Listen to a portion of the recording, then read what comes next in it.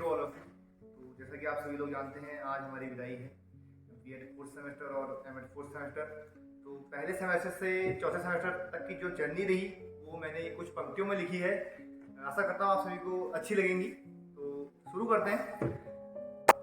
आओ सुनाऊं तुम्हें बीते हुए पलों की दास्तां, कुछ मेरी और कुछ आपकी बातें आज करते हैं। चलो कॉलेज के बिताए हुए पलों को आज याद करते हैं। जब हम यहाँ पर आए तो एक दूसरे से अनजान थे। धीरे धीरे नए दोस्त मिले, अब अन्न को हटाकर एक दूसरे की जान बने। वो पहले पीरियड में अंकिता मैम की एंट्री मारना, वो शिक्षा की परिभाषा रोज रोज याद कराना, अपना आदर्शवादी बनकर सभी को पूरे बात पढ़ाना, पूरा दिन लिखा अंगुली टेढ़ी करवाना। शायद भगवान को भी यही मंजूर था हमें रो रो कर लिखवाना। वो दूसरे पीरियड में चमियार सर का आना, सीडीपी में रोज रोज विकास और वेदी पढ़ाना। उनका और दिनेश ठीक ही हो रहे हैं कहना, मेरा भी हाँ सर ठीक ही हो रहे हैं कहकर उनकी मिमिक्री करना। वो नीलम मैम का मोटिवेशन और क्रिएटिविटी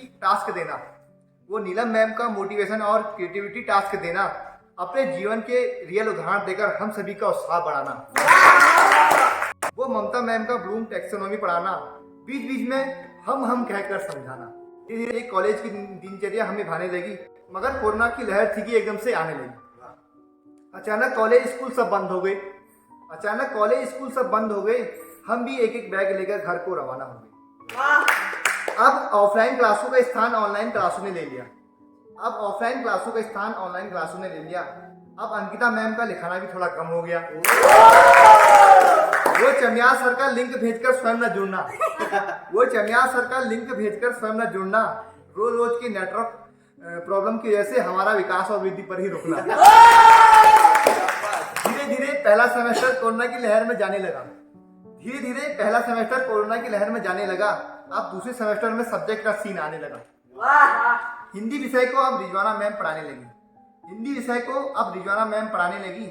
हमारी हिंदी के अशुद्धियों को बेटू कहकर समझाने लगी। वो उनका चौक को श्वेत वर्ती का बताना, हिंदी की बात हो रही है। वो उनका चौक को श्वेत वर्ती का बताना और बटन को वस्त्र संयोजक बतलाना बड़ा याद आएंगे। फिर जब चौक और बटन सामने आएंगे वो रिजवाना मैम की याद दिलाएंगे। वो सामाजिक विज्ञान में वर्तमान प्रोफेसर और डीन भीमा मैम का आना, हमें टीचिंग के प्रत्येक गुणों को बारीकी से समझाना, अपने बिजी शेड्यूल के बाद भी हमें फोन में समझाना। क्या इतना आसान है कि शिक्षा संकाय की मां कहलाना। इसी बीच कोरोना की लहर अपने चरम सीमा पर आने लगी। अपने समय और नियम के पक्के उस समय की प्रोफेसर और डीन रानी मैम कोरोना से लड़ने की स्कीम लाने लगी। हम सब भी कोरोना फाइटर्स के रूप में अपने कार्य करने लगे। कभी नाइफ बनकर तो कभी सैनिटाइज करके कोरोना से लड़ने लगे। धीरे धीरे हम तीसरे सेमेस्टर में आने लगे। अब तीसरे सेमेस्टर में आ गए हम, 2 सेमेस्टर खत्म हो चुके हैं। वो प्रैक्टिकल के बेस पर पास होकर आगे बढ़ने लगे। अब वैक्सीन आने से कोरोना की लहर थोड़ा कम हुई। फिर से जीआईसी में प्रैक्टिस टीचिंग हमारी स्टार्ट हुई। 3 महीने की टीचिंग से बच्चों को सिखाने और स्वयं को जानने का हमें मौका मिला। जब हम निकले विद्यालय से तो एक अलग ही व्यक्तित्व तो अपने में देखने को मिला। अब मई में पहली बार लिखित परीक्षा की डेट आई। हम तो फर्स्ट ईयर में कोरोना की प्रोडक्ट थे, हमें ये परीक्षा रास न आई। जैसे तैसे हम लोगों ने रात भर पढ़ाई की, भले ही 1 नाइट फाइट की, लेकिन हम लोगों ने तैयारी की। अब आखिरी सेमेस्टर में हम सभी का प्रवेश हुआ। अब आखिरी सेमेस्टर में आ चुके हैं। कुछ नए अध्यापकों से पढ़ने का हम सभी को अवसर प्राप्त हुआ। बड़े याद आएंगे पल जैसे वो पहले पीरियड में अंकिता मैम का काजू से दांत दिखाना।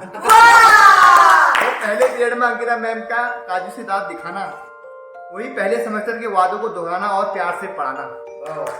वो पूजा मैम का हिंदी में रोज रोज का नया टास्क कराना। वो राहुल मैम का इंग्लिश ग्रामर पढ़ाना। वो मनोज सर का आइए इस टॉपिक पर चर्चा करते हैं कहना। वो सरोज मैम का लैपटॉप पीपीटी से टॉपिक क्लियर करना।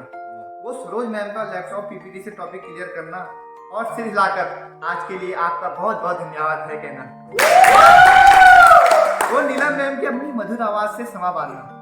वो नीलम मैम की अपनी मधुर आवाज से समा बांधना। वो संदीप सर का स्टेप्स में मीन मोड और मीडियन पढ़ाना। वो संगीता मैम की प्यारी सी स्माइल से हम सभी को समझाना। वो कांडवाल मैम का घर के बारे में पूछना। वो एचओडी मैम का बाहर से सख्त और अंदर से नरम दिल होना। वो एचओडी मैम का बाहर से सख्त और अंदर से नरम दिल होना। अब हम कुछ दोस्तों की बात करते हैं अंतिम क्षणों में। वो जयश्री का पूरे क्लास का फ्रंट पेज बनाना। वो जयश्री का पूरे क्लास का फ्रंट पेज बनाना। वो नवीन के साथ रातों रात असाइनमेंट तैयार करना। वो कम्युनिटी वर्क में दोस्तों के साथ पेड़ लगाना। वो गायक हिमांशु का हर बात पर लॉक हो गया कहना। वो पटेल जी का हम उत्तराखंड में जीवन बसाएंगे कहना। वो पटेल जी का हम उत्तराखंड में जीवन बसाएंगे कहना। बड़े याद आएंगे ये पल। अंत में सभी से मैं एक बात कहना चाहूंगा, जो भी गलती मुझसे हुई हो उसके लिए सॉरी कहूंगा। जो भी गलती मुझसे हुई हो उसके लिए सॉरी कहूंगा। एक बेहतरीन सा अनुभव लेकर आज भले ही हम जा रहे हैं। एक बेहतरीन सा अनुभव लेकर आज भले ही हम जा रहे हैं, मगर दिलों में आप सबकी तस्वीर लिए अलविदा कहे जा रहे हैं।